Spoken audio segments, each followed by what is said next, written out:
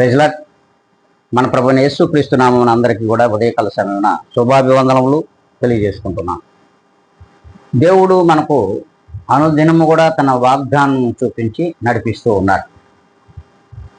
మరి అట్టి వాగ్దానములలో ఈ దినం ఇచ్చినటువంటి వాగ్దానము కొరింథీయులకు రాసిన 2వ పత్రిక 12వ అధ్యాయము 9వ లేఖనమును పరిశీలిద్దాం.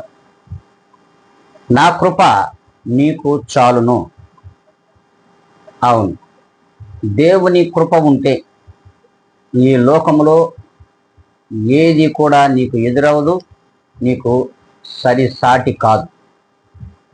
మరి అట్టి కృప కొరకు మనం ప్రాకులాడాలి తప్ప లోకములోని వ్యర్థమైన వాటి కొరకు ప్రాకులాడుట దేవునిని విశ్వసించినటువంటి బిడ్డలకు ఏ మాత్రము కూడా తగదు అని దేవుని వాక్యం సెలవిస్తుంది.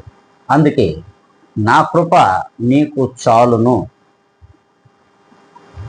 ఇట్టి వాగ్దానమును మనందరి హృదయంలో ఫలింప చేసుకోవాలనుకుంటే మనము కూడా తలలో ఉంచుకుందాం, కళ్ళు మూసుకుందాం, ప్రార్థనలో ఏకీకుందాం. పరిశుద్ధుడా, ప్రేమ స్వరూపి, నీ ఘనమైనటువంటి అద్భుతమైనటువంటి అన్ని నామముల కన్నా ఉన్నతమైన మీ నామమునకు కృతజ్ఞత స్తుతి స్తోత్రములు సమర్పించుకుంటున్నాం. నాయన, ఈ దినములను చూడలేని ఎన్నో ఆత్మలు గతించిపోయినాయి. వారికంటే మేము శ్రేష్ఠులము కాదు, యోగ్యులము కాదు, అర్హులము కూడా కాదు. కేవలం మీ ఉచితమైన కృపచేత మాత్రమే ఈ లోకంలో జీవించుచున్నాం. కాబట్టి మీకు ఎనలేని వందనాలు ప్రభా.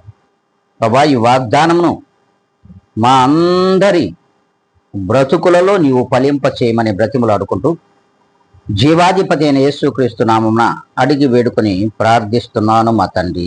ఆమెన్.